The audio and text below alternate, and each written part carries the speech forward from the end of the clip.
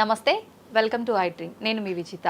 ప్రస్తుతం మనతో పాటు ఉన్నారు ఇస్కాన్ టెంపుల్ నుంచి ప్రణవానంద ప్రభుజీ. వారి ప్రవచనాల రూపంలో, వారి మాటల రూపంలో మనకు ఎన్నెన్నో మంచి విషయాలు ప్రతిసారి తెలియజేస్తూనే ఉంటారు. మనకున్న సందేహాలన్నింటినీ నివృత్తి చేస్తూనే ఉంటారు. అయితే నిజంగా భగవంతుడికి మనందరం కూడా భక్తులమే. నిజమైన భక్తుడు అంటే ఎవరు, ఎలాంటి లక్షణాలు కలిగి ఉంటారు, మనం ఆధ్యాత్మిక మార్గంలో నడవాలంటే అసలు మన ప్రయాణం ఏ విధంగా మొదలవ్వాలి, ఇలాంటి విషయాల గురించి ఈరోజు మాట్లాడబోతున్నాం. ఇప్పుడు ప్రభుజీతో మాట్లాడి మరిన్ని విషయాలని నివృత్తి చేసుకుందాం. నమస్కారం ప్రభుజీ. నమస్కారం అండి. హరే కృష్ణ ప్రభుజీ. హరే కృష్ణ ప్రభుజీ. నిజంగా భక్తుడు అంటే ఎవరు ప్రభుజీ? భగవంతుడి పట్ల పరిపూర్ణమైన నమ్మకం ఉన్నవాడు భక్తుడు. సుఖాలు వచ్చినా, దుఃఖాలు వచ్చినా, అవమానాలు వచ్చినా, పొగడతలు వచ్చినా, మన జీవితంలో ఏ సిచ్యువేషన్ వచ్చినా సరే మనం భగవంతుణ్ణి ఆశ్రయించి ఆయన పట్ల నమ్మకం ఉన్నవాడు భక్తుడు. చాలాసార్లు ఏమవుతుందంటే అండి, మనకి మంచి జరుగుతున్నప్పటి వరకు వెరీ గుడ్, మనం చాలా భగవద్భక్తులం అని అంటే, కానీ ఏదన్నా చెడు జరిగిపోయింది ఏమనుకోండి, నాకెందుకు ఇలా జరిగింది, నేను ఇంత మంచివాడిని, ఆయన ఎందుకు అలా చేయలేదు, కాబట్టి ఈయన నాకొద్దు అని అంటారు చాలా మంది. మీరు ఆశ్చర్యపోతారు, అసలు నాకు నా భక్తి జీవితంలో చాలా ఇన్స్పిరేషన్గా అనిపించింది. నేను ఇప్పుడు మనకి తెలుసు పాలస్తీన్ ఇంకా ఇజ్రాయెల్లో వార్ జరుగుతుంది, గాజా అనే ప్రదేశంలో. అయితే ఒక ఆవిడ, అసలు చాలా వీడియోస్ చూశాను ఒకదాని తర్వాత ఒకటి, అక్కడ ఉండే వాళ్ళు మొత్తం ఫ్యామిలీ నష్టం అయిపోయినా, పిల్లలు చనిపోయినా, ఏది చేసినా సరే వాళ్ళు ఇలా అంటున్నారనమాట, ఏ అల్లా నువ్వు మాకు ఇది చేసావు కానీ మేము మాత్రం నీకు స్తోత్రం చేస్తాం. వాళ్ళ లాంగ్వేజ్లో వాళ్ళు చెప్తున్నారనమాట, నువ్వు ఏం చేసినా సరే మా మంచికే చేస్తావని నాకు తెలుసు, కాబట్టి ఇంకా ఇంకా మేము మిమ్మల్ని పొగుడుతూనే ఉంటాము. ఆ సిచ్యువేషన్లో కూడా అసలు ఆ నమ్మకం ఎలా ఉంది అని నాకు చాలా ఇన్స్పిరేషన్గా అనిపించింది. అరే ఎంత ట్రూ డివోషన్ వాళ్ళకి ఉన్నది, ఒక నమ్మకం వాళ్ళ దేవుడి పట్ల వాళ్ళకు ఉన్నది. కానీ మనం ఎన్నిసార్లు చాలామంది చూస్తుంటాం. మొన్న నాకు ఎవరో వీడియో పంపించారు, అందులో చెప్తారు, ఒక వెంకటేశ్వర స్వామి ఫోటో ఉంటుందన్నమాట, ఒక ఆవిడ చెప్తారు, ఓయ్ నేను చెప్పింది చేస్తావా లేదా, ఇంకో దేవుడిని తీసుకొచ్చి పెట్టేయాలనా అని అంటుందన్నమాట. అయితే నేను చూసి ఆశ్చర్యపోయాను అనమాట, మనకి ఎందుకు ఇలాంటి ఫేత్, ఇలాంటి నమ్మకం ఎందుకు లేదు? ఎప్పుడైతే మనం ఎంతైతే మనకి ఇన్వెస్ట్మెంట్ చేస్తామో అంతే రిటర్న్ వస్తుంది కదండి.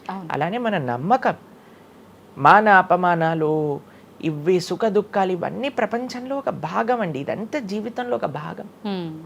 అందుకే మన సనాతన సంస్కృతిలో ఎప్పుడు మంచే ఉంటుంది అని చెప్పారు. అందుకే ఈ ఉగాది పచ్చడి, మన నూతన సంవత్సరం ప్రారంభమైనప్పుడు షడ్రుజోపేతం కదండి, చెప్పుకున్నాం. కాబట్టి ప్రతి ఒక్కటి కొద్దిగా అది కావాలి, కొద్దిగా ఇది కావాలి. కానీ మనం ఏం చేస్తామంటే, ఎవరికైతే అచంచల విశ్వాసం ఉంటుందో భగవంతుడి పట్ల, స్వామి నువ్వేం చేసినా నా మంచే చేస్తావు అనేవాడు నిజమైన భక్తుడు. కాబట్టి ఎక్కడి నుంచైనా ఆ విశ్వాసం, ఆ శ్రద్ధ కానీ మనం నేర్చుకోగలిగితే ఇట్ ఈస్ ఎక్స్ట్రీమ్లీ వండర్ఫుల్ అనమాట. ఆ శ్రద్ధ, స్వామి నువ్వు ఏం చేసినా సరే నేను నిన్నే కొలుస్తా, అటువంటి శ్రద్ధ మన దగ్గర ఉండిందండి, మన దగ్గర ఉండింది. మన పూర్వీకులు, రాజులు, మహారాజులు, అసలు మన సంస్కృతి, సిక్కులు ఎవరైతే మనకి వాళ్ళ జీవితాన్ని త్యాగం చేసేసారు వాళ్ళ ధర్మాన్ని కాపాడుకోవడానికి. మనం చూస్తాం. అసలు ఇప్పుడు ఏంటంటే అండి, నాకు అన్నిటికంటే బాధాకరమైన విషయం ఏంటంటే, ఈ ప్రజెంట్ డే యూత్ ఉన్నారు కదా, వాళ్ళకి మన దేశ సంస్కృతి గురించి తెలియదు, మన దేశ హిస్టరీ గురించి తెలియదు, మన కల్చర్ గురించి తెలియదు, మన ఆధ్యాత్మికత గురించి తెలియదు. తెలుసుకోవాలి అనే ప్రయత్నం కూడా చేయట్లేదు. ఎవరు అసలు దేశాన్ని కాపాడాలనుకుంటుంది? అసలు మన పూర్వీకులు మనకి ఎలాంటి సంపత్తిని ఇచ్చారు? ఏవో టీవీలలో వచ్చే చెత్త ప్రోగ్రాములు చూడటము, టైం వేస్ట్ చేసేయటము. ఇప్పుడు మాకు చెప్తున్నారు, ఎవరో బిగ్ బాస్ అనేదో ప్రోగ్రామ్ వస్తుందట. జనాలందరూ అసలు ఏమొస్తుంది చెప్పండి? మన జీవితంలో ఏదైనా మార్పు కలగలిచ్చా? మనకి లేదు. ఎవడో ఒకటి చోట వాడు డబ్బులు సంపాదించుకుంటూ వాడు చేసే చెత్త పనులన్నీ మనం చూస్తూ ఉంటే, మనం వింటూ ఉంటే, దాని తర్వాత చూస్తే పర్వాలేదు, ఆ వ్యక్తుల పట్ల అపరిమితమైన ప్రేమను పెంచుకొని, ఒకళ్ళు నాకు ఈ మధ్య ఎక్స్ప్లెయిన్ చేస్తున్నారనమాట, ఒక్కొక్కళ్ళకి ఆర్మీ అని తయారైపోయి వేరే వాళ్ళని దూషించటం, వేరే వాళ్ళని తిట్టడం. ఈ సమాజం ఇలా ఉంటే నీకు ఒక బిగ్ బాస్ అనే ఒక టైం వేస్టర్ని కావాలి, అది అయిపోగానే ఐపీఎల్ అనే ఒక టైం వేస్టర్, దాని తర్వాత నెట్ఫ్లిక్స్, అమెజాన్ ప్రైమ్, ఇవన్నీ ఎప్పుడు ఉన్నాయి. మనకి నిజంగా మేము కొన్నిసార్లు యూత్ని కలిసినప్పుడు అడుగుతామండి, అరే మన దేశ రాజకీయాల గురించి తెలుసా అని అంటే, తెలుసండి. ఎవరి దగ్గర నుంచి తెలుసుకున్నావు అని అంటే ఒక యూట్యూబర్ పేరు చెప్తారు. ఆ యూట్యూబర్ ఏమో ఎక్కడో వేరే దేశంలో కూర్చొని మన సంస్కృతిని, మన రాజకీయాల్ని ఎలా ఒక వేరే దిశగా నడిపించాలో నడిపిస్తుంటారు. వాడివన్నీ వింటూ వీళ్ళు ప్రభావితం అయిపోతారు అనమాట. కానీ ఏంటి అసలు మన సంస్కృతి అంటే ఏంటి, మన ధర్మం అంటే ఏంటి, అసలు కొద్దిసం భగవంతుడు చాలా దూరం అనుకోండి, కనీసంలో కనీసం మన భారతీయత అంటే ఏంటో కూడా తెలియదండి అసలు ఇలాంటి పిల్లలకి. ఈ మధ్యలో పిల్లల్ని మర్చిపోకండి. పేరెంట్స్ ఎంతమంది దృష్టి చూపిస్తున్నారు చెప్పండి? చాలా తక్కువ మంది ప్రభుజీ. ఎప్పుడు చూడు ఏ సినిమాకి వెళ్దామా, ఏ సీరియల్ చూద్దామా, ఏ రియాలిటీ షో చూద్దామా, ఏ మూవీ సిరీస్, వెబ్ సిరీస్ కొత్తగా రిలీజ్ అయిందా, ఏ ఇన్స్టాగ్రామ్లో వీడియోస్ చూద్దామా, ఇలానే ఉండిపోతే మన దేశం ఎటు వెళ్తుంది, మన రాజ్యం ఎటు వెళ్తుంది, మన సంస్కృతి ఎటు వెళ్తుంది ఒకసారి చెప్పండి. కాబట్టి భక్తి అనేది ఒక ప్రస్తుత సమాజంలో అర్థం చేసుకోవటము అనేది ఎప్పుడైతే ప్రతి ఒక్కళ్ళు తమ దగ్గర ఉండే సమయాన్ని వెచ్చిస్తారో, ఎప్పుడైతే నేను తెలుసుకోవాలి అనే ఒక ఇచ్చ మనసులో ఉంటుందో, అప్పుడు మాత్రమే తెలియపడే ఒక అద్భుతమైన జ్ఞానం అండి అది. తత్విద్ధి ప్రణిపాతేన పరిప్రశ్నేన సేవయా అని కృష్ణుడు భగవద్గీతలో చెప్పారు. ఆధ్యాత్మిక జ్ఞానం అంటే ఎలానో అలా తెలుసుకోలేమండి. దానికి సమయాన్ని వెచ్చించాలి, దానికి ఇంట్రెస్ట్ మన లోపల కలిగి సమయాన్ని తీసుకోవాలి. అరే మనకి బిగ్ బాస్ 210లో ఉన్నంత ఇంట్రెస్ట్ టైం, ఐపీఎల్ మ్యాచ్లలో చూడడానికి ఇంట్రెస్ట్ టైం, వెబ్ సిరీస్లు చూడడానికి ఉన్న ఇంట్రెస్ట్ టైం, ఒక గీతా భాగవతం వినడానికి మనం టైం పెడుతున్నామా? లేదు, అసలు అట్లాంటి ఆలోచనే రావట్లేదు కదా. మరి భక్తి అంటే ఏంటి, భగవంతుడు అంటే ఏంటి, భగవంతుడు మనకి ఏం చేస్తున్నాడు, ఇవన్నిటికీ సమయం వెచ్చించాలి కదండి. కాబట్టి అందుకే మనం ఎప్పుడు చెప్పేది, ఒక భక్తుడు అనేవాడు అన్నిటికంటే అదృష్టవంతుడు ఎవరికైతే భగవంతుడి యొక్క కృప అనుభవంలోకి వస్తుందో. అటువంటి అనుభవం కానీ మనం పొందాలి అని అనుకుంటే మనం సమయాన్ని కేటాయించాలి. ఇది చాలా ముఖ్యమైన విషయం. అయితే మనం ఆధ్యాత్మిక ప్రయాణం మొదలు పెట్టాలి అంటే ముందుగా చేయాల్సిన పని, మొట్టమొదటి అడుగు ఆధ్యాత్మిక ప్రయాణం ముందు పెట్టాలి అని అంటే ఇన్స్టాగ్రామ్, వాట్సాప్ని తగ్గించాలి. ఓకే. ఇంతకు ముందు ఏకాదశి, ఇప్పుడు రేపు ఏకాదశి ఉపవాసం అంటే నిర్జల ఉపవాసం అని లేదా పలాహార ఉపవాసం అని అలా చెప్తారు. కొన్ని సంవత్సరాలు అయిపోయాక ఉపవాసం అని అంటే కనీసం ఈ రోజైనా ఫోన్ చూడొద్దు అని చెప్పే రోజులు కూడా వస్తాయేమో అనిపిస్తుంది. ఎందుకంటే ప్రతిసారి కూడా అడిక్టెడ్ జనాలందరూ కూడా వాట్సాప్ వీడియోలు, స్టేటస్లు, ఇన్స్టాగ్రామ్, యూట్యూబ్, టీవీ వీటితో అడిక్ట్ అయిపోయి ఎంత సమయాన్ని వెచ్చిస్తున్నారు. అసలు మీరు అన్నట్టుగా జపం చేయడానికి అడుగురా అంటే జపం చేయడానికి సమయం లేదంటారు, వాట్సాప్ స్టేటస్ మాత్రం చూడడానికి సమయం ఉంటుంది. ఎంత విచిత్రం చెప్పండి. కాబట్టి మనము చాలా జాగ్రత్తగా మొట్టమొదటి అడుగు ఏంటి అని అంటే మనం చెయ్యకూడని విషయాలు పక్కన పెట్టడం. ఏంటి? అక్కర్లేని విషయాలు వినటం, అక్కర్లేని విషయాలు మాట్లాడటం, అక్కర్లేని విషయాల గురించి ఆలోచనలు చేయటం. వీటన్నిటిని పక్కన పెట్టి 4 నియమాలు చెప్పారండి మన శాస్త్రంలో భక్తిలో ముందుకెళ్ళడానికి, ధర్మ మార్గంలో ముందుకెళ్ళడానికి. మద్యం పానం శ్రియాసూన యథా అధర్మశ్చ చతుర్విధం అని భాగవతం చెప్తుంది. 4 రకములైన తప్పుడు అలవాట్లను మనం నిషేధన చెయ్యాలట.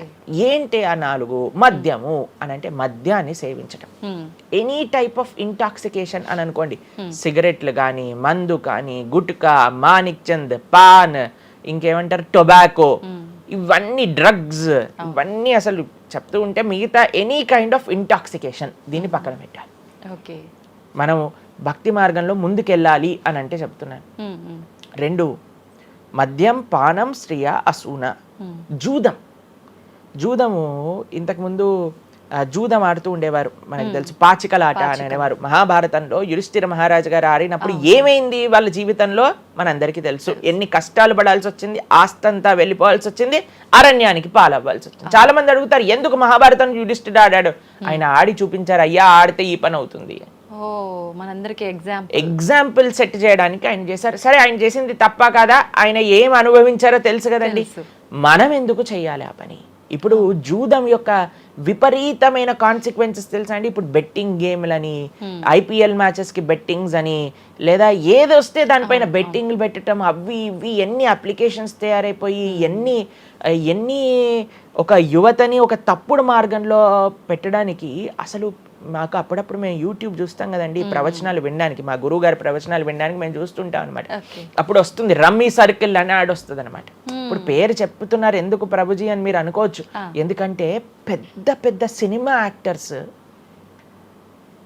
వాళ్ళు ప్రమోట్ చేసేది రమ్మీ సర్కిల్ అని, మాణిక్ చంద్ కంపెనీస్ని, గుట్కాలని, తర్వాత ఏవైతే అన్హెల్దీ ప్రోడక్ట్స్ కోక్ ఇలాంటివి ఏవైతే సాఫ్ట్ డ్రింక్స్ కూల్ డ్రింక్స్ ఉంటాయో వాటిని మీరు ఒక్కసారి ఆలోచన చేయండి. వాళ్ళు నిజమైన శ్రేయోభిలాషులా మనకి ఒక్కసారి ఆలోచన చేస్తే మనకు అర్థమవుతుందని.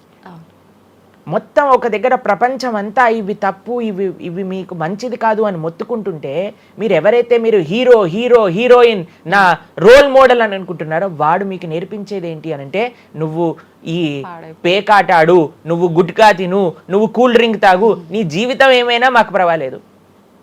మేము ఎక్కడికి వెళ్ళినా నోరు నొప్పొచ్చేటట్టు అరిచి చెప్తున్నా, అయ్యా ఇవి మంచిది కాదు, మీరు మంచి మార్గంలో ఉండండి, ఆరోగ్యాన్ని జాగ్రత్తగా పెట్టుకోండి, మనసు జాగ్రత్తగా ఉండండి, ధర్మాన్ని ఆచరణ చేయండి అని మేము చెప్తుంటే, కానీ జనాలకి వీటిల్లో ఇంట్రెస్ట్ లేదు. వీళ్ళకి నా రోల్ మోడల్ వాళ్ళు, నా రోల్ మోడల్ ఇది అని ప్రొద్దు నుంచి రాత్రి దాకా ఇన్స్టాగ్రామ్లో చూడటం, వాళ్ళగా మాట్లాడటం, వాళ్ళగా వస్త్రాలు వేసుకోవటం, వాళ్ళలాగా మేము కూడా వాళ్ళలాగా అవ్వాలి అని అనుకుంటే వాళ్ళు ఏం నేర్పిస్తున్నారు మీకు ఒక్కసారి ఆలోచన చేయండి. ఎంతమంది దేశంలో ఉండే యువత మొత్తం కూడా తప్పుడు మార్గంలోకి వెళ్తే మన భారతదేశ భవిష్యత్తు ఏం కావాలో ఒకసారి చెప్పండి. కాబట్టి ఫస్ట్ ఏమన్నా మనం ఇంటాక్సికేషన్, సెకండ్ గ్యాంబ్లింగ్ అని అంటారు, జూదం, ఏ ప్రకారమైన జూదమైనా సరే దాన్ని పక్కన పెట్టాలి. మూడవది మాంసాహారాన్ని సేవించటం, ప్రాణిహింస చెయ్యకూడదు, భగవద్భక్తి మార్గంలో ముందుకెళ్ళాలి, భగవంతుని తెలుసుకోవాలి అని అంటే మనం లాస్ట్ టైం దీని గురించి మాట్లాడుకున్నాం, మనం ఎక్స్ప్లెయిన్ చేసాం అనమాట క్లియర్గా ఎందుకు మనం మాంసాహారాన్ని స్వీకరించకూడదు అని. అది భౌతికంగా మనకి మంచిది కాదు, ఆరోగ్యరీత్యా మంచిది కాదు, ఎమోషనల్గా మంచిది కాదు, ఎన్వైరన్మెంటల్గా మంచిది కాదు, స్పిరిచువల్గా మనకి మంచిది కాదు అని ఈ రీజన్స్ అన్ని చెప్పాం. అయితే నిన్నటి రోజున మాకు ఆ వీడియో పంపించారనమాట. సరే ఏమున్నాయి అబ్బా కమెంట్స్లో అని చదువుతుంటే చాలా మంది అన్నారు, రోజు ఈ వీడియో చూడటం వల్ల మేము మాంసాహారం తినటం మానేసాము, మాకు క్లారిటీ వచ్చిందని చాలా కమెంట్స్ ఉన్నాయి. కొంతమంది ఏం రాశారు తెలుసా అండి, మరి ప్లాంట్స్కి, మరి ఆకుకూరలకి, తర్వాత మనం పండించే మొక్కలకు కూడా ప్రాణం ఉంది కదా అని. మీకు ఒక విషయం చెప్తాను, చాలా మంది ఈ ఆర్గ్యుమెంట్స్ చెప్తారండి, నాన్ వెజిటేరియన్ మానేసేయండి అని అంటే, మరి మీరు జీవహింస చేయట్లేదా, మీరు కూడా మొక్కల్ని కట్ చేస్తున్నారు కదా అని అడుగుతారు. ఇప్పుడు దానికి 2-3 విషయాలు మీకు ప్రస్తావన చేస్తాను. ఒకటి, మీరు పాలకూరని, గోంగూరని, తోటకూరని కొయ్యడానికి వెళ్ళినప్పుడు అది గట్టిగా అరుస్తూ చంపేయకు నన్ను, ఏదో ఒక రక్తం కారటం, అది ఇలా గార్లో ఎగరటం, ఇలాంటివి చేస్తుందా అండి? లేదు. ఎప్పుడైనా మీరు ఆపిల్ పండుని కొయ్యడానికి వెళ్ళినప్పుడు ఆపిల్ పండుని ఇలా అనగానే దాంట్లో నుంచి రక్తం చెట్టులో నుంచి దారాలుగా కారుతుంటుందా అండి? అదేమైనా గట్టిగా అరుస్తుందా అని కొంతమంది అంటారు, అది అరుస్తుంది మనకి వినిపించదు. మనకి ఒకసారి అర్థం చేసుకోవాలి, ఒక ప్రాణికి, ఒక వెల్ డెవలప్డ్ కాన్షియస్నెస్ ఉన్న వ్యక్తికి, లేదా ఒక పర్సనాలిటీకి, లేదా ఒక ప్రాణికి, లేదా ఒక ప్లాంట్కి ఏంటి వ్యత్యాసము అనేది మనం తెలుసుకోవాలి. దాంతోపాటు ఇంకొక విషయం చెప్తాను, మరి ప్లాంట్స్ని తినచ్చు, యానిమల్స్ని తినకూడదు అని ఏంటి ప్రమాణము అని అంటే, భగవంతుడు మనకి ఈ విషయాన్ని ప్రస్తావన చేశారు, స్వామి మనకి ఈ విషయాన్ని ఉపదేశం చేశారు. అయ్యా, నువ్వు కేవలం శాకాహారాన్ని మాత్రమే తినవచ్చును, సాత్విక ఆహారాన్ని మాత్రమే తినవచ్చును. ఎక్కడ చెప్పాడు భగవంతుడు? పత్రం పుష్పం ఫలం తోయం యోమే భక్త ప్రయశ్చతి. పత్రం పుష్పం ఫలం తోయం, నువ్వు ఫలములను, తర్వాత ఆకులను, నీటిని, పాలను, వీటితో సంబంధించినవి ఏవైనా సరే తయారు చేయొచ్చు, భగవంతుడికి నివేదన చేయొచ్చు, స్వీకరించవచ్చు. కాబట్టి మన శాస్త్రములు దేన్నైతే యాక్సెప్ట్ చేశాయి, ఇప్పుడు చెప్పాయనుకోండి, సరే ఈ ప్లాంట్స్లలో కూడా ప్రాణం ఉందయ్యా, ప్లాంట్స్ కూడా తినకు అని అంటే ఏం చేస్తామండి? గాలిని పీల్చుకుంటామా? సన్లైట్తో బతుకుతామా మనం ఏమన్నా ప్లాంట్స్ బతికినట్టుగా? ఏదో ఒకటి కావాలి కదా ఆహారం. కాబట్టి అన్నిటికంటే లీస్ట్ హింస, అహింస అంటే అన్నిటికంటే లీస్ట్ హింస ఎక్కడ ఉంటుందో అది. కాబట్టి మనకి శాస్త్రం ఆమోదన చేసింది, నువ్వు ఈ ఏవైతే హర్బివోరస్ అని అంటారు చూడండి, ఏవైతే పశుపక్షాదులు కాకుండా ఏవైతే మొక్కలు ఉంటాయో, ఏవైతే ధాన్యం ఉంటుందో, ఏదైతే ఫలములు ఉంటుందో దాన్ని స్వీకరించు అని. తర్వాత రెండో ఆర్గ్యుమెంట్ ఏం చేస్తారో తెలుసా అండి, నాన్ వెజిటేరియన్ అనగానే మనం కానీ తినకపోతే వాటి పాపులేషన్ మొత్తం పెరిగిపోయి పెరిగిపోయి పెరిగిపోయి పెరిగిపోయి మనల్ని చంపేస్తుంది. అయ్యా నువ్వొక్కడివి మారటం చేత ఏమీ అవ్వదు. అవును, మొత్తం మారిపోదు. ప్రపంచం ఎలా వెళ్తుందో కొంతమంది మూర్ఖులు ఉంటారు, ఎంత చెప్పినా మారని వాళ్ళు వాళ్ళ పని చేసుకొని ఇవ్వండి అంతే. భగవంతుడు బ్యాలెన్స్ ని తయారు చేశారండి. ఆ భగవంతుడు ఆ బ్యాలెన్స్ ని క్రియేట్ చేస్తారు. నువ్వు ఆ ధర్మాన్ని ఆచరించకుండా ఉండు. కాబట్టి 3 చూసాం ఏంటి, మద్యం, పానం, శ్రియ, సూన. ఒకటి intoxication, gambling, meet eating. Last Prabhuji ఒక చిన్న డౌట్, ఇప్పుడు మాంసాహారం తినొద్దు మన శాస్త్రంలో ఎక్కడ తినమని చెప్పలేదు అని అన్నారు కదా, మరి గ్రామ దేవతలకి కోళ్ళు మేకలు ఇలాంటివన్నీ బలిస్తుంటారు కదా, మరి అది ఎక్కడ ఉంది అసలు? మీరు అమ్మవారిని జగన్మాత అని పిలుస్తారు తెలుసా? మీరు ఎప్పుడైనా అంటారా? అమ్మ అంటారు, అంతేనా? ఒక తల్లికి, ఒక తల్లితనంలో మీరు కూడా మదర్ కదండి, మీ పిల్లలకి ఏదైనా ఒక చిన్న బాధ కలిగితే మీరు ఓర్చుకోగలుగుతారా చెప్పండి? లేదు. అస్సలంటే అసలు అలాంటి ప్రస్తావనే తేయకూడదు ప్రభుజీ అని అంటారు. అవును, అంతేనా కదా? మరి జగన్మాత అని మనం అంటున్నప్పుడు ఆ జగత్తుకి తల్లి, జగత్తు మొత్తం అని అంటే ఆ పక్షి, ఆ ప్రాణి కూడా అదే జగత్తులో పుట్టిందే కదా. అంటే ఆ ప్రాణికి కూడా ఆవిడే కదా తల్లి. ఆ తల్లి ముందు మనం ఇలాంటి పనులు చేస్తే అమ్మకి నచ్చుతుందా నచ్చదా చెప్పండి? నచ్చదు. కాబట్టి ఇవన్నీ ఎక్కడొచ్చాయి అని అంటే మధ్యలో ఎక్కడో ఒక చోట కొన్ని తప్పుడు ఆచరణలన్నీ కూడా మన లోపలికి దూసుకొచ్చేసాయి అన్నమాట. కానీ బలి అనేది ఎప్పుడు ఇవ్వకూడదు. సాత్వికమైన ఆరాధన అన్నిటికంటే శ్రేష్టమైన ఆరాధన. ఈ బలులు ఇవ్వటం వీటన్నిటిని తామసీక ఆరాధన అని అంటారు. కాబట్టి మనము ఎంతైతే మీరు బలి అంటే ఏంటో తెలుసా అండి, ఏదో ఒకటి సమర్పణ చేయటము. సమర్పణ చేయటాన్ని, దాంట్లో ప్రాణిని సమర్పణ చేయటం కంటే మనకుండే అహంకారాన్ని సమర్పణ చేస్తే అమ్మవారు ఇంకా ఆనందిస్తారు. మన దగ్గర ఉండే దంభాన్ని సమర్పణ చేసేస్తే, బలిచ్చేస్తే ఇంకా ఆనందంగా ఉంటారు. దంభము అని అంటే గర్వం. ఓకే. అహంకారము, దంభము, ఈ రెండిట్లో వ్యత్యాసం ఏంటో తెలుసా అండి? గర్వము అని అంటే మనం చేసిన దానికి మనం గర్వపడటం అనమాట. నేనే చేశాను, నా అంతటి వాడు లేడు. దంభము అంటే చెయ్యని దానికి కూడా గర్వపడడం. ఓకే. కాబట్టి మనకుండే అభిమానాన్ని, మనకుండే ఆ లోభాన్ని, వీటన్నిటిని అమ్మవారికి సమర్పణ చేయండి, ఇంకా మంచి, ఇంకా ఆనందిస్తారు. అందుకే మనం తల నీలాలు ఇస్తాం. చాలా మందికి తెలియదు అసలు దేవుడు ఏం చేసుకుంటాడండి మన జుట్టుని, డాండ్రఫ్ తోటి ఉన్న జుట్టుని. దేవుడికి ఎందుకు సమర్పణ చేయాలి మనం తల నీలాలు అని అంటే, అయ్యా నేను జుట్టు ఉంటే ఎప్పుడు కూడా ఇలా ఇలా ఇలా హెయిర్ స్టైలింగ్ చేసుకుంటూ నేనేదో చాలా హ్యాండ్సమ్ మ్యాన్, చాలా హ్యాండ్సమ్ ఉమెన్ అనుకుంటూ ఉంటారు కదా అందరు కూడా. అయ్యా నా యొక్క ఆ సెల్ఫ్ కాన్షియస్నెస్ ని సమర్పణ చేస్తున్నా నీ దగ్గర. మనం గుడికి వెళ్ళి కొబ్బరికాయ కొడతాం. కొబ్బరికాయ ఎందుకు కొడతామండి? మనం కూడా అలాంటి హార్టెడ్ వ్యక్తులం అనమాట. మనకు కూడా ఆ గర్వంతో మనం కూడా అంత పైన ఉండే షెల్ ఉంటుంది కదా, ఎంత హార్డ్గా ఉంటుంది. కానీ ఎప్పుడైతే అది పలగొట్టేస్తామో అప్పుడు లోపల మంచి తీయటి నీరు మనకి దొరుకుతుంది. కొబ్బరి ఎంత స్వీట్గా ఉంటుంది, అది మనకు కలుగుతుంది. మన హృదయంలో ఆ సున్నితమైన భావాలు ఉన్నాయి, కానీ మనకుండే అజ్ఞానము, మనకుండే అహంకారం, మనకుండే అవిద్య దాన్ని ఆపేస్తుంది. అందుకే భగవంతుడి ముందు, స్వామి నీ ముందు నా అహంకారాన్ని సమర్పణ చేస్తున్నా అనే భావనతో మనం కొబ్బరికాయ కొట్టాలి. అంతేగాని కొబ్బరికాయ తీసుకెళ్ళి కొట్టేసి నేను ఈరోజు 108 కొబ్బరికాయలు కొట్టాను దేవుడి దగ్గర అనే అహంకారం వచ్చింది అనుకోండి, కొబ్బరికాయ కొట్టడమే వేస్ట్, ఫలితం లేదు. కాబట్టి మనందరం అర్థం చేసుకోవాలి అసలు ఏంటి భావన. బలి అని అంటే ప్రాణి బలి కాదయ్యా, నీ దగ్గర ఉండే చెడు గుణాలను బలి. కాబట్టి ఈ 3 విషయాలు అయిపోయి 4వ విషయం ఏదైతే మనం చేయకూడదో, ఇలిసిట్ సెక్స్ అని అంటారు, వ్యభిచారము అని అంటే పురుషులు స్త్రీలు పురుషులు. నిన్నే ఒకళ్ళు చెప్తున్నారు, ఒక టీవీలో ఒక న్యూస్ వచ్చిందట, one of the most famous యాక్టరో లేదా ఇంకెవరో వాళ్ళ హస్బెండ్ని వేరే స్త్రీలతో పాటు పట్టుకున్నారు అని మాకు ఒక న్యూస్ నిన్న ఒకళ్ళు చెప్తున్నారు అనమాట. అంటే వాళ్ళు ఏం చెప్పారంటే నాకు, ప్రభుజీ సమాజంలో ఇలాంటివి ఎన్నో కేసులు వస్తున్నాయి ప్రభుజీ, ఈ మధ్యలో న్యూస్లో ఇలాంటివి అయితే తరచుగా మనం చూస్తూ ఉన్నాము.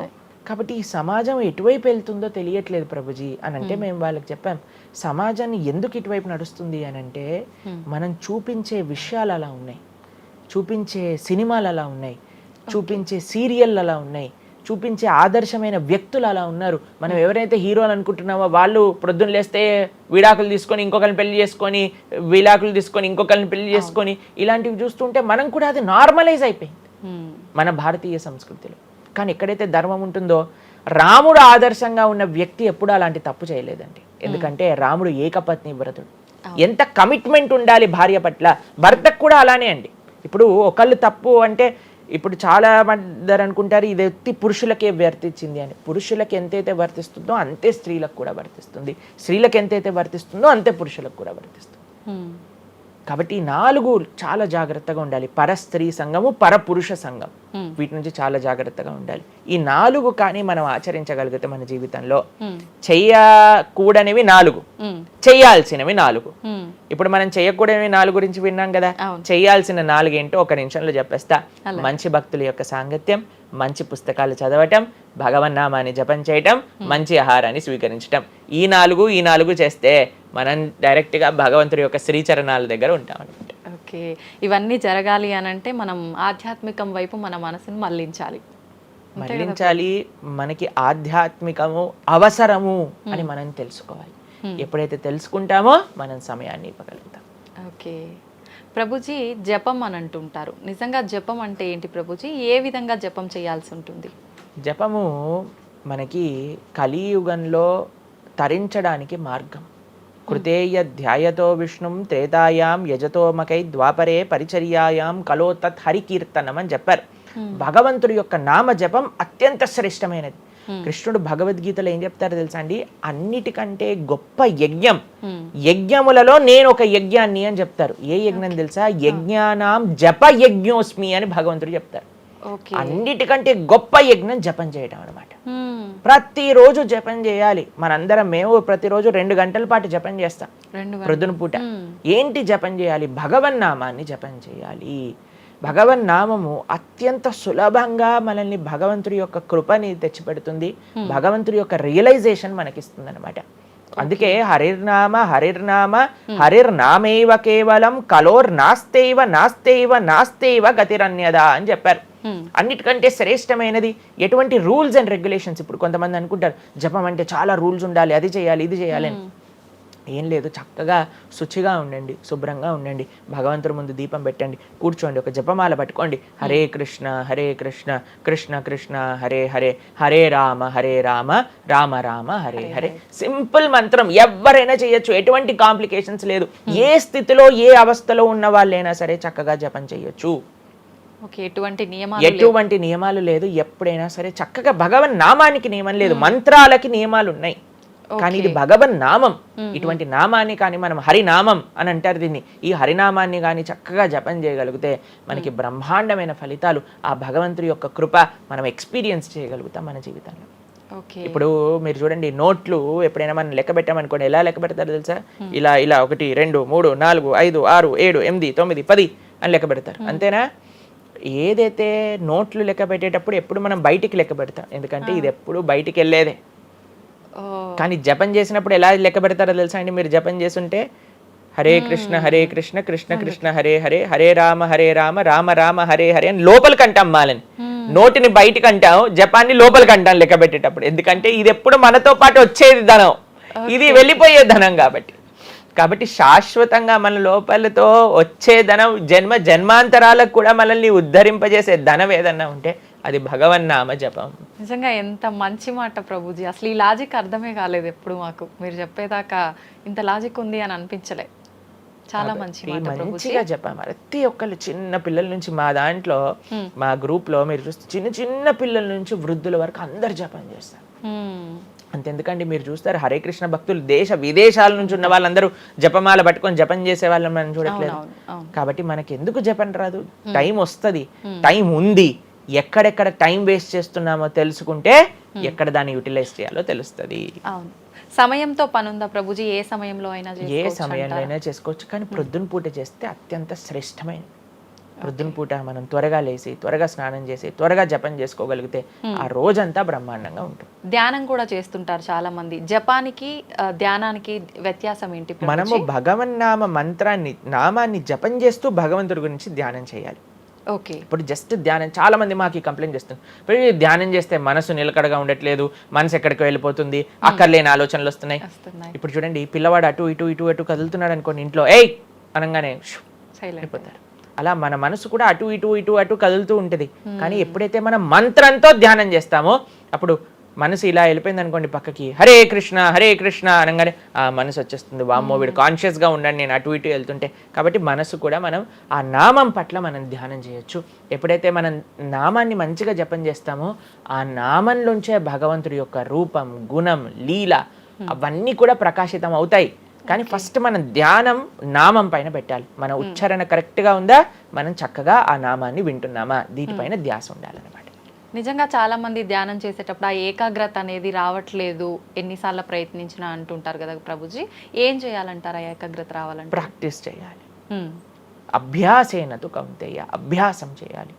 ఇదేదో చాలా మంది ఏం చేస్తారు తెలుసా అండి, ప్రభుజీ నేను 3 రోజుల నుంచి జపం చేస్తున్నా కానీ నాకు ఆ రుచి కలగట్లేదు. అయ్యా 300 కోట్ల జన్మలు తీసుకున్నాం మనము, ఆ జన్మాంతరాల్లో ఉండే వాసనలు ఉన్నాయి కదా, కొద్దిగైనా మనం సమయం ఇవ్వాలి భగవంతుడి యొక్క నామం. ఇప్పుడు మురికి పట్టిన ఒక క్లాత్ ఉందనుకోండి, ఇంకులో ముంచేసిన క్లాత్ ఉందనుకోండి, దాన్ని ఇచ్చాను అనుకోండి, ఇప్పుడు ఒక్క ఉతుకుల్లో పోతుందా ఇంకంతా?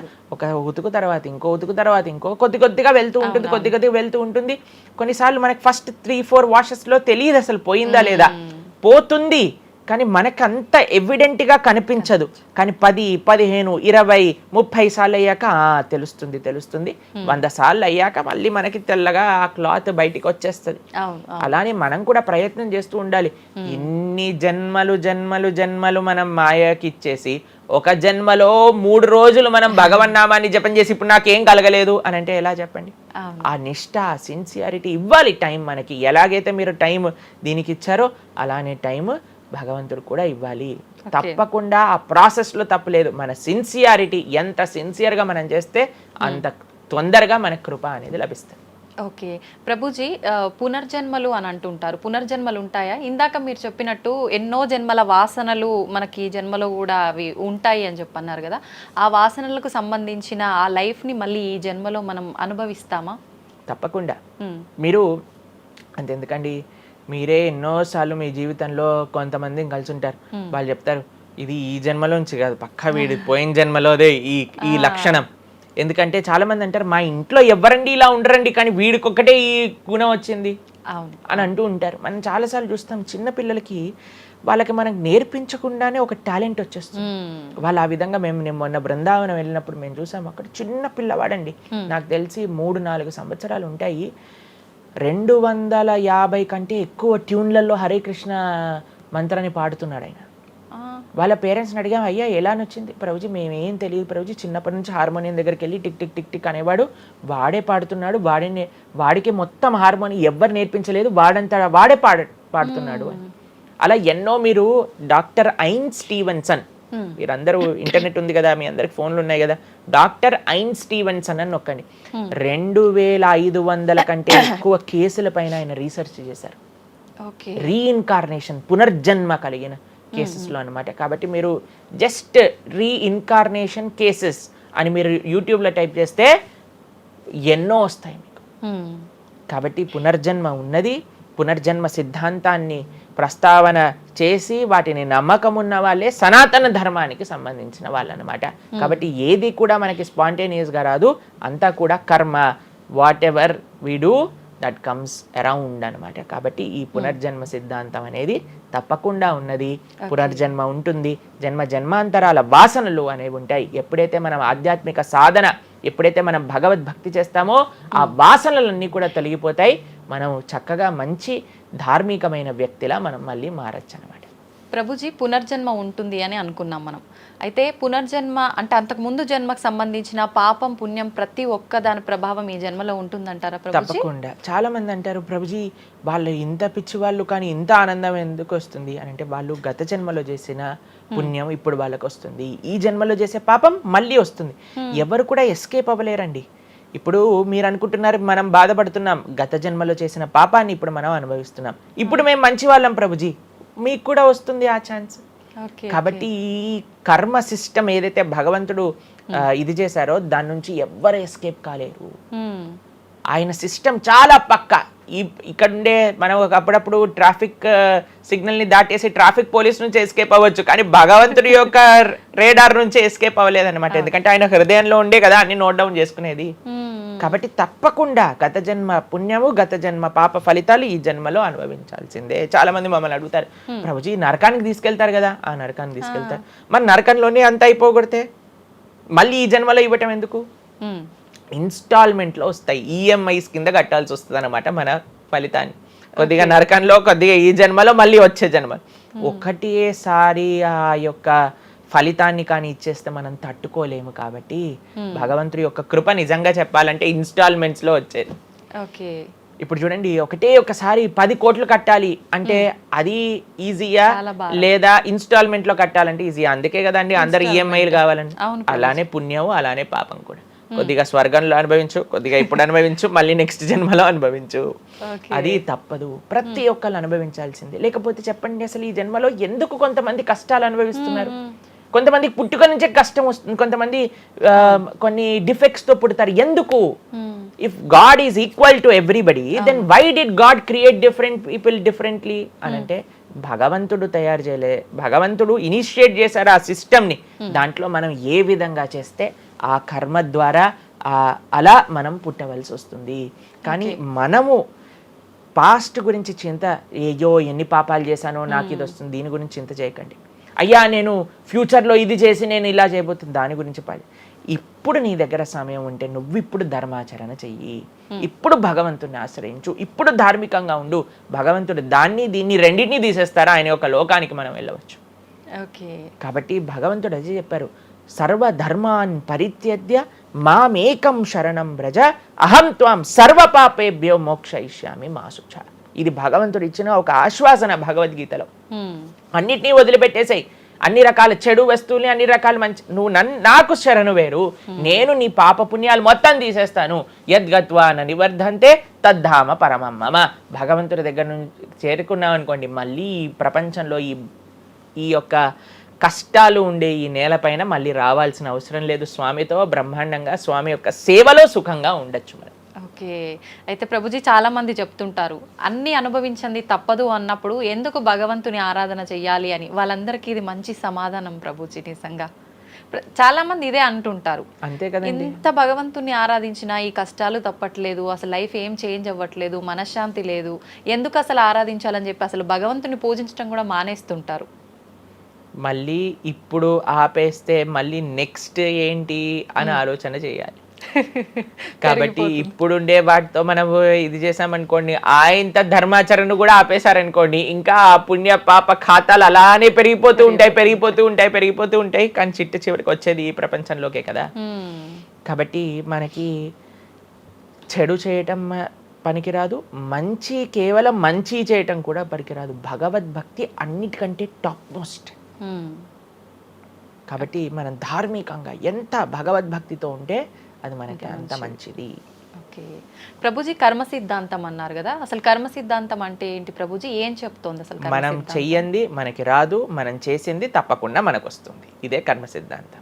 Every action has equal and opposite reaction.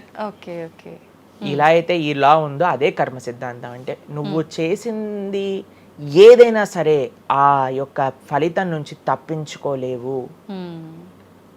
తర్వాత ఏదైతే నువ్వు చేసావో దాని నుంచి తప్పించుకోలేవు. మంచైనా చెడైనా, మొన్న అయింది నీకు ఈ రోజు వస్తుంది, ఈ రోజు చేసిన దానికి రేపు వస్తుంది. ఇదే కర్మ సిద్ధాంతం అంటే. కాబట్టి ఎప్పుడు ఇది మన మనసులో ఉండాలి.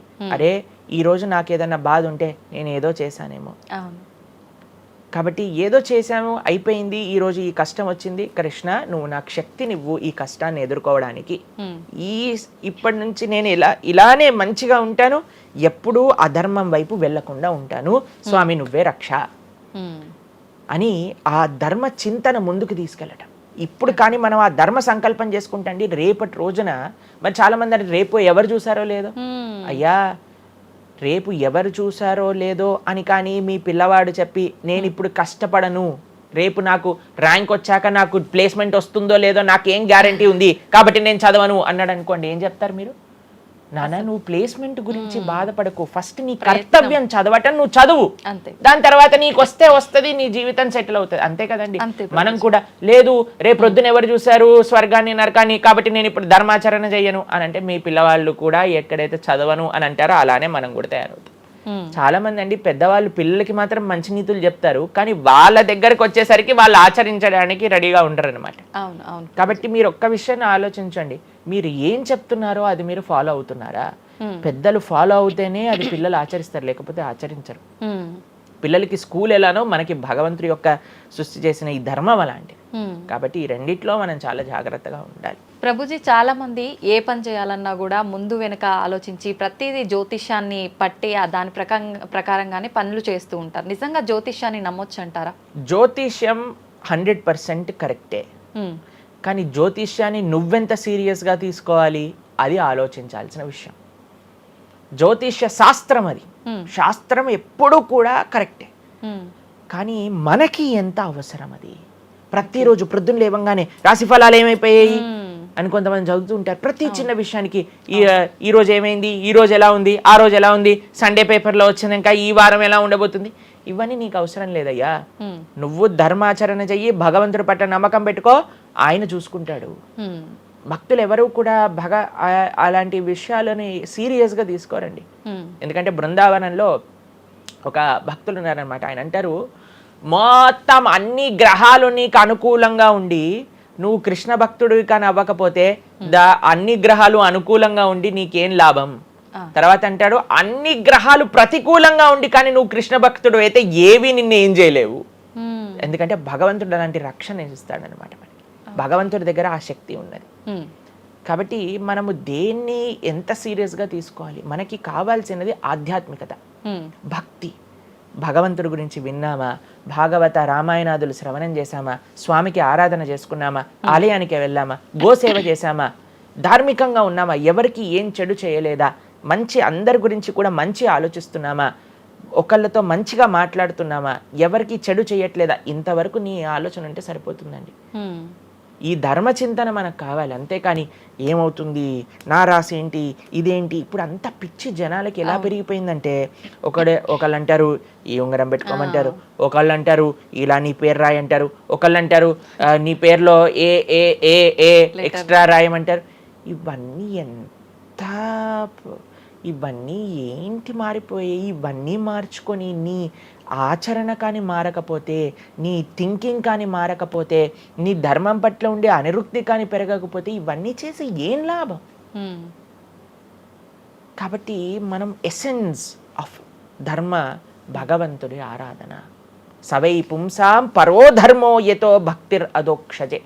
అటువంటి స్వామిని ఆశ్రయించటంలో మన టైం పెట్టాలి, కానీ ఇలాంటి చిన్న చిన్నవి చూసుకోవటం, వీటి కోసం మనం సమయాన్ని వేస్ట్ చేసుకోవటం మంచిది కాదు. జ్యోతిష్యం కరెక్టా? 100% కరెక్ట్. నీకెంత కావాలి అది నువ్వు ఆలోచన చేసుకో. పెళ్లి చేసుకోవాలి, గృహ ప్రవేశం చేసుకోవాలి, ఏదైనా పెద్ద పెద్ద ఉంటే అప్పుడు మీరు చూడాలి ముహూర్తం, వివాహం చేసుకోవటం కానీ లేదా ఏమంటాం మన గృహ ప్రవేశాది పెద్ద పెద్ద కార్యములకి చూసుకోవాలి. ప్రతిరోజు, ప్రతి క్షణం, ప్రతి వారం, ప్రతి నెల. చాలా మందికి పొద్దున్నే చూడండి అసలు రోజు గడవదు. ఇలాంటి పిచ్చి పనులు ఆపాలి. ఫస్ట్ ప్రొద్దున పూట లేచి భగవంతుడి దగ్గరికి వెళ్ళి భగవంతుడికి నమస్కారం చేసి జపం చేసుకొని ధ్యానం చేసుకొని ఆలయానికి వెళ్ళి దర్శనం చేసుకొని భగవత్ చింతనలో ఉండండి. రోజులో ఏ కష్టం వస్తుందో దాన్ని ఎలా ఎదుర్కోగల ఆ శక్తిని వస్తుంది. అంతేగాని ఏమున్నాయి రాశి ఫలాలు చదవటం వల్ల ఏం అవ్వదండి. కాబట్టి సొల్యూషన్ పైన కాన్సన్ట్రేట్ చేయండి, ప్రాబ్లం కోసం విశ్లేషణ చేయకూడదు. ఓకే ప్రభుజీ, చాలామంది ఇంట్లో నెగిటివ్ ఎనర్జీస్ ఉన్నాయి, దయ్యాలు తిరుగుతున్నాయి, లేదంటే ఎవరైనా ఒక పర్సన్కి దయ్యం పట్టింది అని చెప్పి చాలామంది ఎవరు ఇట్లా పంతుళ్ళు అట్లాంటి వాళ్ళ దగ్గరికి, మాంత్రికుల దగ్గరికి తీసుకెళ్ళడము, వాళ్ళు వదిలిస్తారని చెప్పటము, ఆ దయ్యం వీళ్ళని చాలా పీడిస్తుంది అని చెప్పడం, ఇలాంటివి చాలా వింటుంటాము సహజంగా. ఇదంతా నిజమే అంటారా ప్రభుజీ? అసలు దయ్యాలు అనేవి ఉన్నాయంటారా? ఆత్మలు, దయ్యాలు ఇవన్నీ ఉన్నాయండి, అది లేవు అని చెప్పలేము, ఉన్నాయి తప్పకుండా. ఎలా అయితే మీరు నెగిటివ్ ఎనర్జీ అంటారు కదా, నెగిటివ్ ఎనర్జీ ఎక్కడికి వస్తుందో తెలుసా అండి? నెగిటివ్ పీపుల్ దగ్గరికి వస్తుంది. ఎవరైతే ఎమోషనల్గా, ఎవరైతే స్పిరిచువల్గా, ఎవరైతే ఫిజికల్గా వర్నలబుల్గా ఉంటారో వాళ్ళ దగ్గరికి వస్తుంది. ఎవరైతే ఇంట్లో భగవద్ ఆరాధన ఉండదో, పూజ రూమ్లో ఏమీ లేకుండా చాలామంది ఇప్పుడు మాకు చాలా విచిత్రం అనిపిస్తుంది కొన్నిసార్లు. మాకు ఈ ఇంటర్నెట్లో వీడియో చూసినప్పుడు వీళ్ళు చర్చ్లో ఉండే వాళ్ళందరూ దయ్యాలను వదిలిస్తూ ఉంటారనమాట. మాకు చాలా ఆశ్చర్యం ఏంటంటే వీళ్ళకే ఎందుకు దయ్యాలు పడుతున్నాయి అని. కాబట్టి ఎందుకు దయ్యాలు ఎవరింటి పర్సనాలిటీస్లోకి వెళ్తాయో తెలుసా అండి? ఎవరైతే క్లీన్లీనెస్ మెయింటైన్ చేయరో, ఓకే, ఎవరైతే సమయానికి స్నానం చేయటం కానీ, సమయానికి శుచిగా శుభ్రంగా ఇల్లు శుభ్రంగా ఉంచుకోవటం కానీ, దేవాలయంలో భగవంతుడి యొక్క మూర్తులకి చక్కగా ఆరాధన చేసి ధూపం దీపం నైవేద్యం తోరణం ఉత్సవాలు పండగలు యజ్ఞాది యాగాదులు ఇవన్నీ ఉన్న చోట ఎప్పటికీ నెగిటివ్ ఎనర్జీ అనేది ప్రవేశించలేదు. ఓకే. కానీ ఎక్కడైతే జనాలు డిమ్గా డల్గా ఎటువంటి వైబ్రెన్స్ లేకుండా ఎప్పుడు ఎమోషనల్ వర్నరబుల్గా బాధల్లో ఉంటూ ఆధ్యాత్మికంగా లేకుండా ఇల్లంతా గందరగోళంగా చెత్త చెదారంతో ఎప్పుడైనా సరే ఫ్రెష్ ఫుడ్ కాకుండా స్టేల్ ఫుడ్, బయట సోర్స్ తెలియని ఫుడ్ వాటిని తినటం వల్ల అలాంటి మెంటాలిటీస్, అలాంటి నెగిటివ్ ఎనర్జీ ఈజీగా ఇటువంటి నెగిటివ్ ఎన్వైరన్మెంట్లోకి వచ్చేస్తుంది అనమాట. ఓకే. కానీ ఎప్పుడైతే మనం వైబ్రెంట్గా భగవన్నామ చక్కగా బొట్టు పెట్టుకొని చక్కగా మంచిగా సాంప్రదాయంగా రెడీ అయ్యి చీర సాంప్రదాయం మన సాంప్రదాయం మన చీర అండి. భారతీయత మగవాళ్ళైతే ధోతి కుర్తా ఇంతకుముందు ఉండేది, శిఖ ఎంత చక్కగా బొట్టు పెట్టుకొని చక్కగా అలంకరణ చేసుకొని ఇంట్లోకి వెళ్ళంగానే అసలు ఆ ధూపం యొక్క సువాసన వచ్చి చక్కగా పసుపచ్చతో మన గడప నుంచి స్టార్ట్ చేస్తే పైన తోరణం కింద ముగ్గులు, అసలు ఒక సనాతన సాంప్రదాయం ఒక హిందువు యొక్క ఇంటికి వెళ్తే ఏ దయ్యం అలాంటి ఇంట్లోకి వెళ్ళగలుగుతుంది చెప్పండి? మన సినిమాలలో మీరు చూసి ఉంటారు దయ్యాలు ఎక్కడుంటాయి, పాతబడ్డ బంగ్లాలలో ఎక్కడో క్లోజ్ చేసిన గెస్ట్ హౌస్లలో ఉంటాయి, అంతేనా? నిజం ప్రభుజీ. ఏదైనా దేవాలయంలో దయ్యం ఉండటం మీరు చూసారా ఎక్కడైనా? ఎందుకు ఉండదు? ఎందుకంటే అక్కడ భగవద్ ఆరాధన జరుగుతుంది కాబట్టి.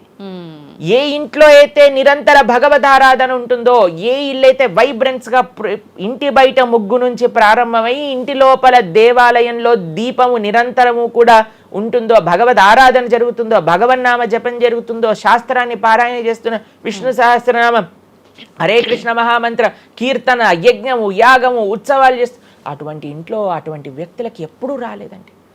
ఎవరైతే తన నుదిటిన తిలకాన్ని అలంకరణ చేసుకొని చక్కగా సాంప్రదాయంగా ఉంటారో, శుచి శుభ్రత పాటిస్తారో, చక్కగా ఆలయానికి వెళ్ళి గోసేవ చెప్పండి, అలాంటి వాళ్ళకి ఎప్పుడైనా ఇలాంటి నెగిటివ్ ఎనర్జీ అటాక్ అవుతుంది అంటే అస్సలు కాదు. ఎవరైతే గ్లూమీగా డిప్రెస్డ్గా ఏం లేకుండా ఏ వస్త్రాలు పడితే ఆ వస్త్రాలు వేసుకోవటం, దేవుడు కొంతమంది ఆలయంలోకి వెళ్ళామనుకోండి, ఇంట్లో పూజ రూమ్లోకి వెళ్ళామనుకోండి, పండగ నుంచి పండగ మాత్రమే దీపం పెడతారు, లేదా అస్సలు ఆ పూలు అలానే ఉంటాయి 15-20 రోజుల వరకు. అవును ప్రభు. అలాంటి ఇంట్లలో నెగిటివ్ ఎనర్జీ రాకపోతే ఇంకేమొస్తుంది చెప్పండి? కాబట్టి నెగిటివ్ ఎనర్జీ ఉందా? ఈ దయ్యాలు ఆత్మలు ఉన్నాయా? ఉన్నాయి. ఎవరి దగ్గరికి వెళ్తాయి? అటువంటి మెంటాలిటీ ఉన్న వాళ్ళ దగ్గరికి మాత్రమే వెళ్తాయి. ఓకే. మనం కానీ ఎప్పుడైతే మనకి రక్షణ, అందుకే మనం తులసి మాల వేసుకుంటాం. తులసి మాల ఇప్పుడు చూడండి, మేము నరసింహ కవచాన్ని ధరించామన్నమాట.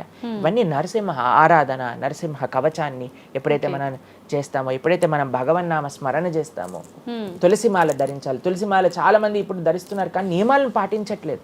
ఏంటి నియమాలు? తులసి మాల వేయాలి అని అంటే మనము భగవత్ ప్రసాదాన్ని మాత్రమే నైవేదన చేసి తీసుకోవాలి, మాంసాహారాన్ని తినకూడదు, ఎల్లిపాయలు ముట్టుకోకూడదు. ఇవన్నీ కూడా నెగిటివ్ థింగ్స్ అన్నమాట, తామసిక రాజసీకమైన విషయాలు. కాబట్టి ఇవి చక్కగా ఇవన్నీ మానేసామనుకోండి. తులసిమాల ధరించడం అంటే ఏంటి అంటే చూపిస్తున్నాం అనమాట, మన దగ్గర ఎటువంటి తామసిక రాజసీక ప్రవృత్తులు లేవు, మేము సిద్ధ సాత్విక ప్రవృత్తిలో ఉన్నాం. దయ్యం అక్కడ నుంచి వచ్చింది కూడా యూటర్న్ తీసుకొని వెళ్ళిపోతుంది అన్నమాట ఇవి చూడంగానే.